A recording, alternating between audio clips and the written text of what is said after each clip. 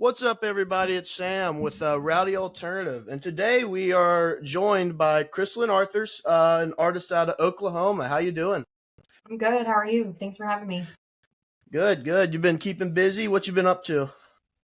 Been really busy. I don't think we've had a weekend off since February.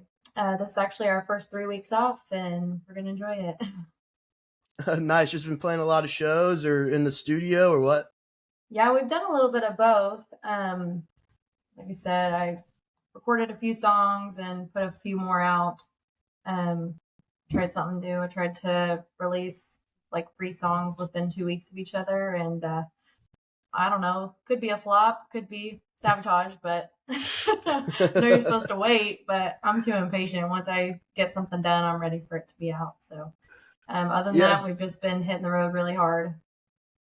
right on. So, is that something that artists think about a lot, like the duration of which they release singles and stuff? Well, I think so.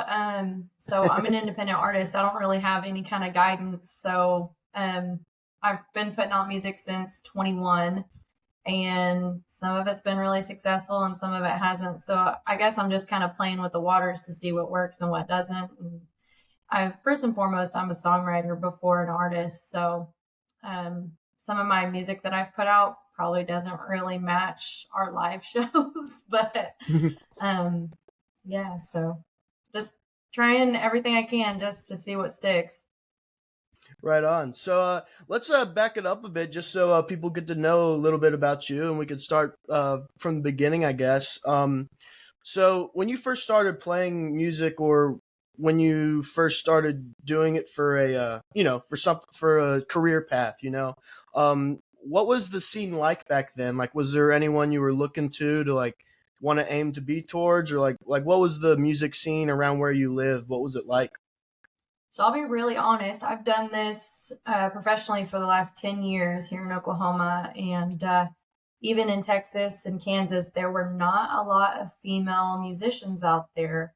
And a lot of the ones that were out, they weren't really touring really hard, or they were just playing, the coffee shop bar dives that would let them in. And I found a lot of the people that when we were trying to book and get out in these places, they were like, we don't book females, because they just stereotype that females just play sad love songs. And we're a little bit different. And so I've worked really hard to try and break that barrier and kind Mhm. of let them know that women can kick ass just like men. So, Sure. but really, there weren't a lot of females out there up until probably the last 3 years. I've really started seeing a lot more females in Oklahoma in the music scene. That's really cool to see. Yeah, absolutely. It's now that you brought it up, I was wanting to talk to you about that a bit about the issues with the females in country music scene and everything. And I've talked to like Gracie York and like Holly Yeah. Beth and they're fantastic, and they've been Hmm. around not quite as long as you have, but like it's cool to see them pop, and you too, like as of late and everything. And just for someone who might not know or understand how the industry works, or like the bias in the industry, and even me, like sometimes I'm trying to piece together like what the issues are, like what from as a female artist, can you kind of explain like like what the issue is there, like with the country industry and the opportunities you guys are missing out on? I definitely don't have all the answers, but firsthand experiences. Um, a lot of the guys started from like college, or they all hang out and kind of just cut their teeth together. So they're pretty loyal and honest, and they don't break away from what they know and what works for them. But also, we've run into a lot of the guys bring the girls and the girls bring the guys kind of stereotype when they're booking shows and selling tickets. So, um, I've actually had people make comments where they say, well, women are jealous. So they're not going to want their man looking at a girl up on stage. And I was like, well, maybe they're not there to look at the girls. Maybe they're there to listen to the music. So, I don't Wow. know.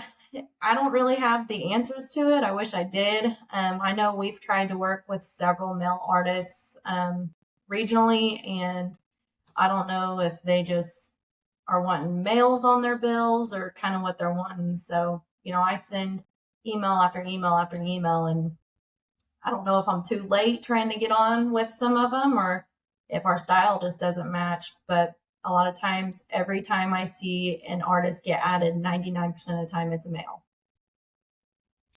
Okay. Yeah, that's kind of a shock for me because like I've heard about it and I know there was a big thing with Miranda Lambert. I could be wrong. Like a couple years ago, I think Miranda Lambert had something like she was very outspoken about the issue too, and seeing that in like the mainstream landscape, that's where it's the loudest. And but like hearing about it like with Texas and Red Dirt, like that those smaller scenes that are more of a community based, and hearing that that's kind of stuff still happens, that's kind of disturbing. Like that's not Yeah. something that I I didn't see going on like from who I was around out there. So like that's crazy to you know to know that now. I will say there's a lot of, and like I said, I'm not trying to bash on the industry or anything like that. This is Sure. just what Yeah. I've experienced for the last 10 years.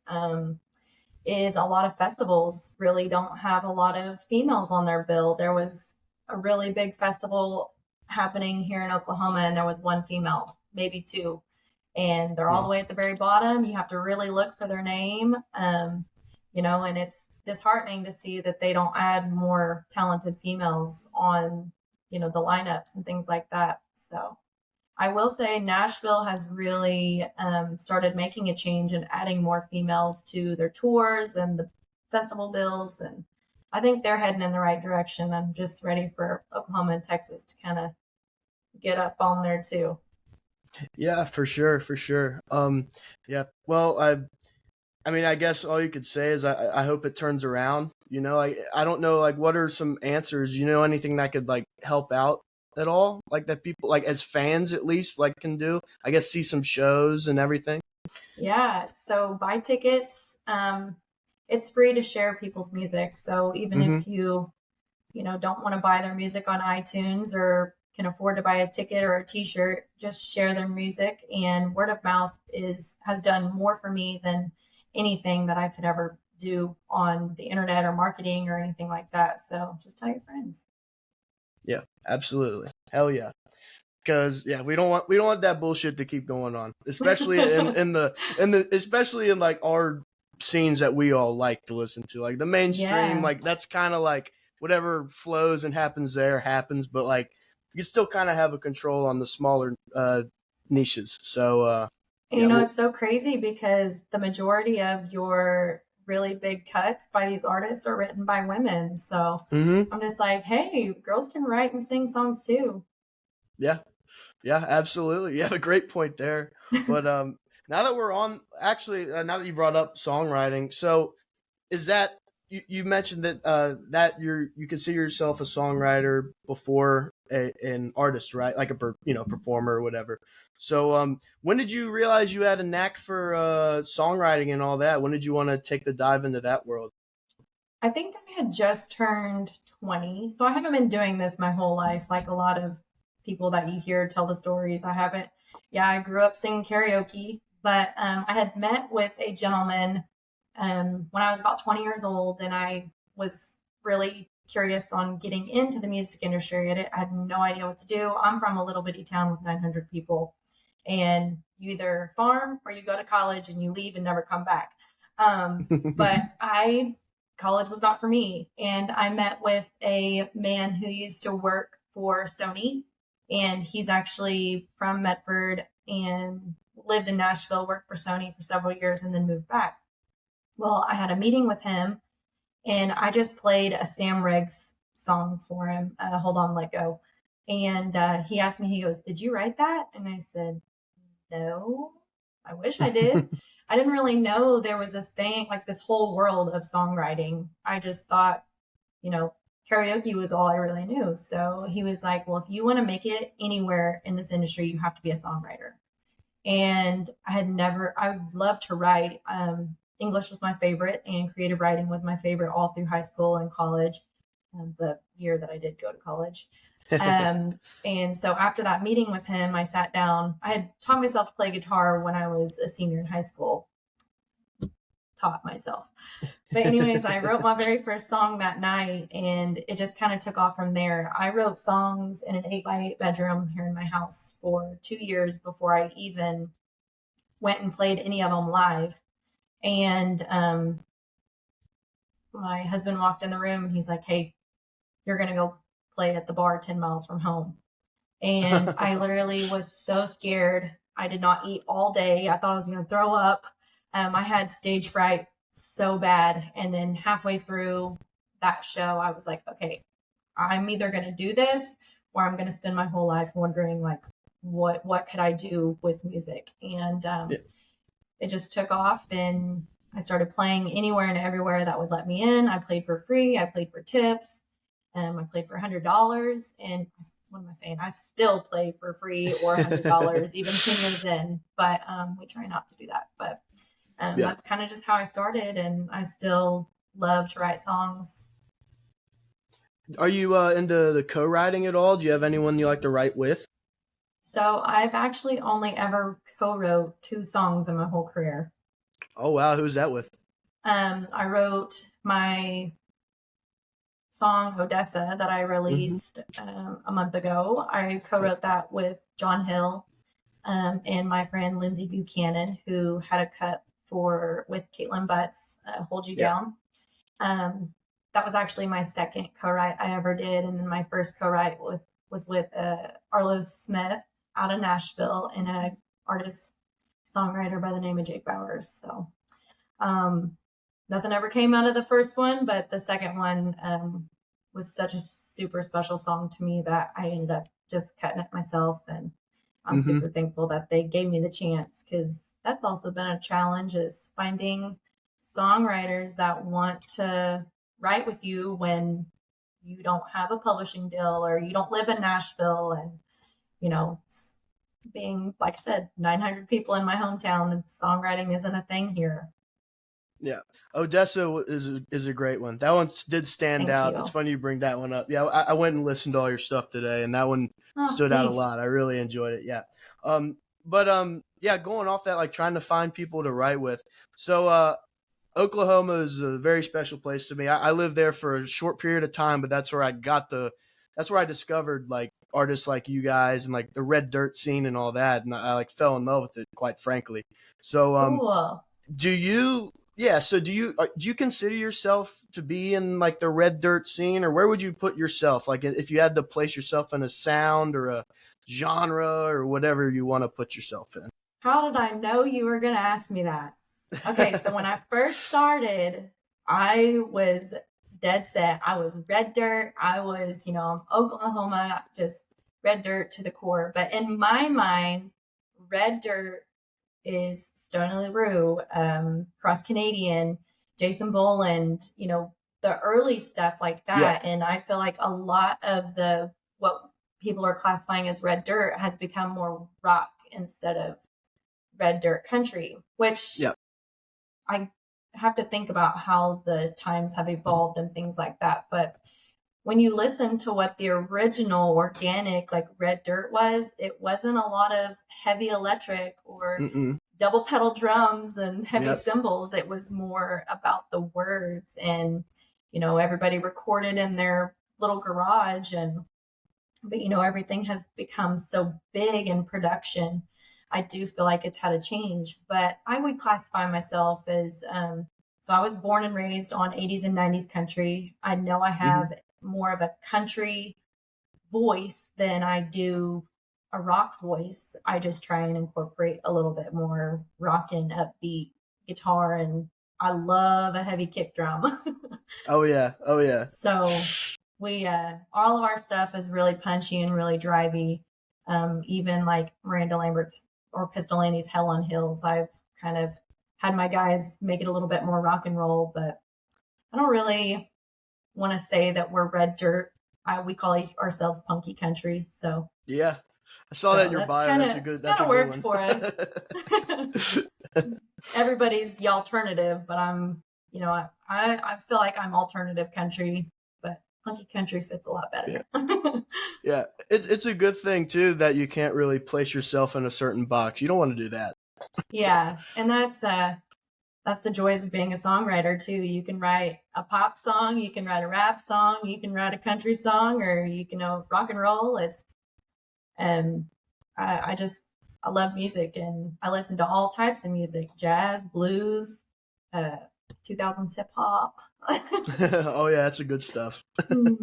But um, yeah. have you ever been to Nashville at all? Like rode over there, or ever tried to write with anyone over there? So the first song that I ever wrote with Arlos McKinney and Jake Bowers, I used to spend a lot of time in Nashville, pre-COVID actually. Mm. And I was going back and forth every month for 2 years. And then I had kind of felt like at that point in time, Nashville really wasn't for me. Um, I didn't really know who I was as an artist, but I do know that what I was experiencing in Nashville really wasn't for me and what I wanted my music to be. So I quit going to Nashville for 6 years. I started doing Texas regional radio. I did that for 2 years, and I kind of figured out that some of that really wasn't even for me. So I just really honed in on my craft with my band and our live shows, and really tried to find out who I am as an artist. And so these people can know who I am as a person too, because people are really quick to find out who you truly are. And, I was trying to wear clothes that just weren't me. I look back at my style and my hair and I was like, what was I thinking? I was just trying to do what was working for others, and it wasn't working for me as an individual. And when I stopped trying to fit in, that's when I started seeing more results and more success in my career. Okay. It's funny how that works, isn't it? Like you're trying so Yes. hard to fit in, and then you just say, "Fuck it, I'm gonna do my own thing," and then you Yep. it's and like you don't really see the progress until like it hits you one day, and like, oh damn, like we're actually doing something here. So my song Dead of Night that I released in 22 was my big eye opener. Hmm. I went into the studio, and the next day I dyed my hair black and Oh really? wolf cut, chopped it off, and I never looked back. And I don't know what it was about that song, but that song really kind of helped steer me into who I was and who I wanted to be as an artist. Like I love Leonard Skinner and, like I said, 80s and 90s country, but I love Paramore and Nickelback. Don't hate Yeah. me. Oh yeah. Oh yeah. No, But we love I went, Nickelback over here. yeah. If you don't, I mean, you're lying. Yeah. But so being from a town with 900 people, I went through a phase where I was a scene kid and I had crazy colored hair and purple skinny jeans, and I wore DCs and I skateboarded, and everybody was like, what the hell? I was the odd one out. They called me the vampire girl in high school or in junior high. So I think it was just kind of, I had to go back to my scene roots, and that was when, like I said, my music really started showing its face and seeing the potential of what I needed to do as an artist. And people like it. I Yeah. hope, anyways. Yeah, no, I love it, and I'm excited to see what's to come. It's funny you mentioned the scene. I know exactly what you're talking about with like the scene kid stuff. Quick Yep. story, because this is self-degrading humor, but it's funny as hell. When Oh, we I love it. was in school, yeah, when I was in school, that's when that stuff was really popping, like the My Yep. Chemical Romance, all that stuff, Yep. and I listened to like the Beatles and like the Doors and stuff, and all Uh-huh. my friends, and I don't, and it sounded like from where you were from, it wasn't really cool to be like a scene kid, emo kid. Oh Well, no. I it got was lots of hell. well, it was kind of cool to be that here. And I was like, oh, well, I got to try that. So I grew my hair out to have like the swooshy hair. You flick your hair over your eye. Only mine doesn't grow like that. I looked like a coconut. Like it just blonde coconut, like bowl cut looking thing. It looked Oh, terrible. so you So didn't have the Bieber hair, did you?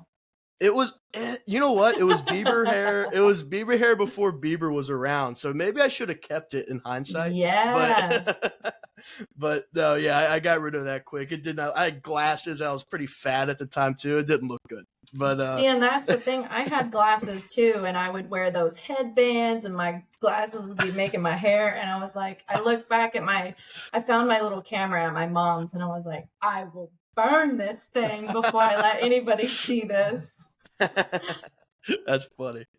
Oh man. But The black eyeliner, I just thought I was the coolest thing.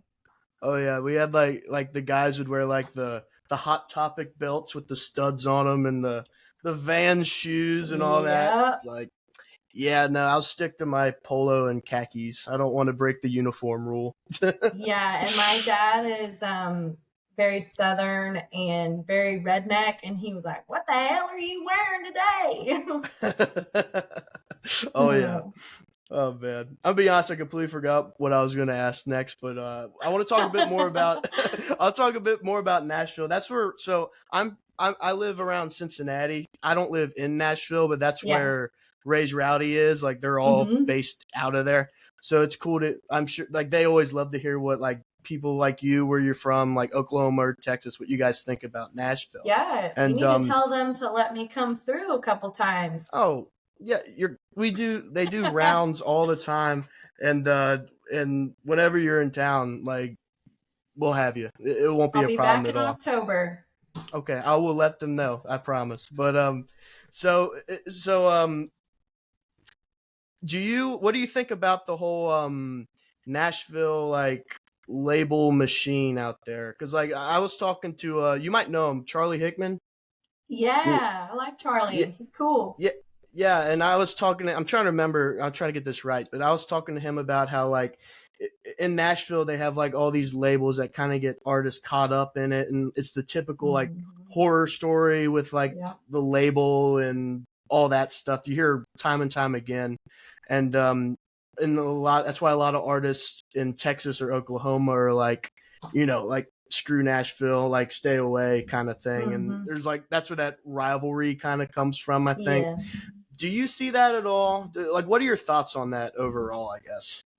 I will say like record labels are probably a double-edged sword. It's nice that you no longer have to financially pay for things on your own. Like I said, all of my stuff has come from I worked a full-time job and I just recently got to quit, and all my stuff comes from touring. And I just feel like with your record label, you don't have that financial burden. You don't have to worry about what your next move is. But on the other side, I do know a lot of artists that have actually lost who they are as an artist, and they don't get the say on their creativity. They don't get the say in what kind of music they want to put out, their image on stage.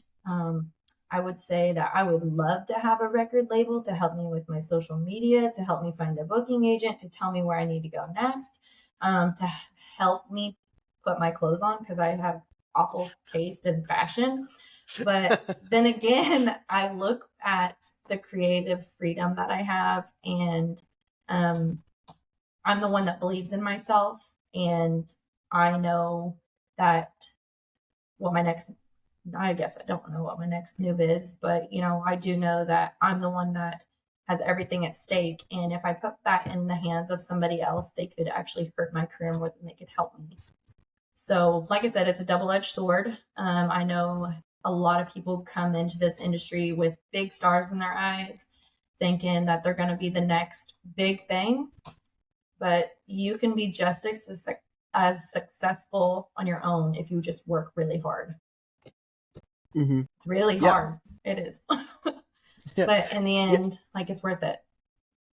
Right. And it is good to like nowadays, like with the power of like social media and stuff, is annoying as it is to deal with the power, using it as a tool, like it is easier to market your stuff as an artist and connect with more people and than it would be like 20 years ago, I guess. Do you see that? How are you on social media? Is that hard to get used to? Because like I'm supposed to be in that generation where it's super easy, natural, but I can't figure it out either. So I'll be 30 this year, and I really tried to dig into TikTok for a while, and I put out my song The Judge, and I got banned on TikTok. Oh wow, So really? yes, so they have a huge flag on my account, and everything I post, nothing gets seen. They've actually taken the song off, saying that it is encouraging violent and dangerous activities, that I'm promoting drugs, alcohol, and tobacco. And I'm just like, well, don't be a woman beater, and I won't write a Yeah. song about you. Yeah, it's But like you're missing the point, TikTok. yeah, but then Cardi B can put out WAP and it go major viral and Oh have yeah. millions of videos made with it. But Yeah. it's just I'm really bad at social media. I have no idea what I'm doing. You might And need to Go ahead. no, I'm sorry, go ahead. No, I was just gonna say you might need to find a social media person or something. I know. Well, I've been trying to get some of these high school kids in town to help me, and none of them will. I have a 12-year-old little girl, and she would just judge me the whole time, so I don't even ask her. I bought me a tripod, and I run around town with my iPhone and take random stupid pictures or videos. And my neighbors will see my TikTok videos, and they're like, I was wondering what you were doing out there. I was like, well, all I do is sit around and TikTok and play on social media all day. Oh, that's funny. But yeah, it does kind of suck if you're not very social media inclined and seeing that's kind of what it's all centered around nowadays. But at the end of the day, it is about your music, So like, it's good for true artists like like you and a lot of other people who can't really master social media. But then you have these people who come on and they go viral after one song, and then you want to talk about something controversial, like those guys and gals that get big on one song who don't really have the juice, but they're out here playing festivals and, headlining shows and stuff after like 3 months. It's kind of a weird thing. Yeah, I get a little pissed off about that situation, is because these people that are going viral over singing a karaoke song, and there's no hate at all, but I do feel like, truly believe that you have to go through a development before you're put on these giant festivals. And I'm like, that's how people get hurt personally. That's detrimental. They come in, like I said, big stars in their eyes, they get blown up out of proportion, but they're not prepared for the pressure and the live performance that is so big that can make or break somebody. Honestly, if I listen to your record and then I listen to you live and it's got a bunch of auto tune on it, I personally lose a lot of respect. Now, I understand you have vocal problems or anything like that, but you can truly tell when they come in and lay a bunch of stuff on your vocals, and it's cheating. It's not right. Yeah. But unless that's like what your music's based around, because like you obviously have people who have tracks, but no, I know exactly what you mean. Like, and that was leading into my next question. I wanted to ask about your live show, but like when you do, I feel like as a fan, from my personal standpoint is like I have to see someone live to like really lock in. Like that's what keeps you around, the live show. And like a lot of times when you do see an artist at like a festival or something, you're like, oh fuck, like I don't know anymore. Like they have that one good song, but I don't know if I'm gonna keep up with. I don't know. It's kind of it could be a good thing, bad thing. I don't know. But anyway, but like how would you describe social media? Just kind of puts that out there and can humiliate a person really quickly. Yeah, and that's unfortunate for them, but it's just kind of the world we live in now. But when it comes to your live show, how would you describe yours? Because I've seen video on your page and everything, and it looks pretty lit. So how would you describe your live show? Well, it's pretty balls to the wall. Not even gonna So I don't have a lot of slow stuff in my songs or in my sets, even when like we still have to play 3 hour sets sometimes. I very rarely have a slow song in our set because I am very high energy. I'm a high energy person in general. Like you meet me and I'm a spaz. I'm excited about everything. And I just, I don't feel like if I'm going out somewhere, I don't want to feel sad. So I try and put the very minimal, slow, sad songs. I do play 3 songs acoustic when I play 3 hour shows, but mainly we play 2 hours and it's pretty rocking. I love to jump around. I love to have fun. I love to get the crowd involved because sometimes I have to work really hard to get them excited. But, that's just part of learning to work a crowd, learning what works. And I do feel like, not to be biased, but I feel like I do a really good job of trying to keep people engaged and have tried to add songs that people love and sing along to. So. Right on. So who do you all have in your band? What instruments you got? So I have Dylan Murch. He is my steel guitar player. He's been with me for 2 years. I have Stephen Miller, not the Stephen Miller, but he's the Stephen Miller in the Krislyn Arthurs and the Trainwreck band. He plays bass. He's also been with me for 2 years. I have my drummer Colin O'Grady. He has been with me for 3 months, and I was his first band to ever play in. I actually found him on Facebook Craigslist on a musicians wanted page. He had posted, he was playing in a church one time and was playing along with Paramore. And I was like, hey, I need a drummer. And he's like, I've never played in a band before. And I was like, you're hired. But he showed up to auditions and knocked it out of the park. And then I have Matthew Ely. He is my lead guitar player, and he's been with me for about 2 months now, month and a half, 2 months. So part of my band is pretty new. That's been the hardest part, is finding good quality musicians who want to grow with a upcoming artist, and let alone a female. None of our band members drink. None of them do drugs, and that's also been very challenging. But I feel like I've got a pretty good band with me now, and they all believe in the vision. They all are excited to play shows no matter what the situation is. We all have fun, we laugh, and we don't bicker and bitch about each other and with each other. And I've worked really hard to find a band like that, because I've changed band members like I change underwear. It's been hell. Man, yeah, it has to be hard to keep a group together like that. Like being like an up and coming musician. Yeah. And after 2022, 2023 was the slowest year I have ever had in my whole career. I played 8 full band shows. It was awful. Oh, I lost my whole band other than my steel player and my bass player. So they stuck it out with me, and I don't ever want to just play 8 shows a year. Yeah, that's tough.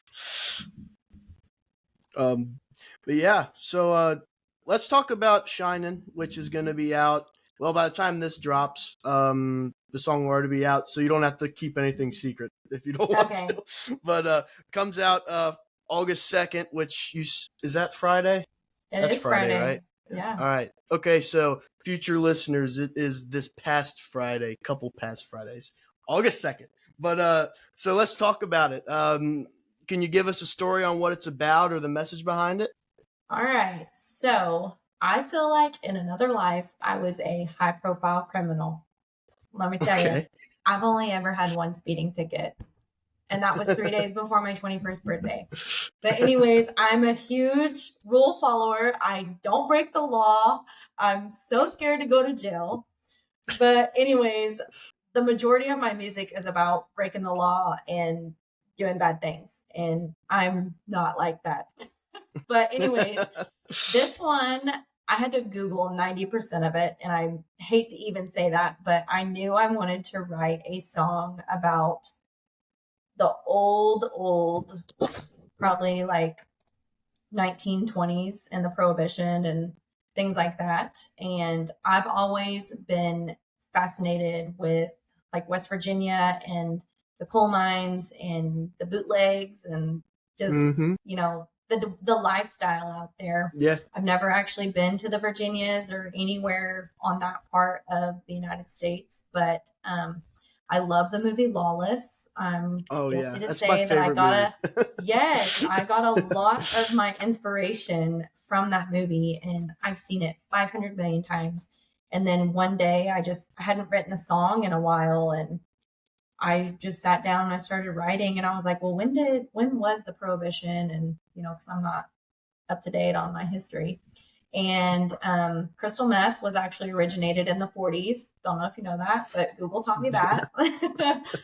But basically, it was just talking about how both sides of the family come together and they still, they carry on that family tradition of, distilling moonshine and breaking the law and being a feared outlaw. And, I just have always been fascinated with that because, like I said, I follow the rules and I'm so scared to get in trouble. But I just feel like, that's so empowering for people just to kind of hear it. And this song is, in my opinion, my favorite song that I've ever put out.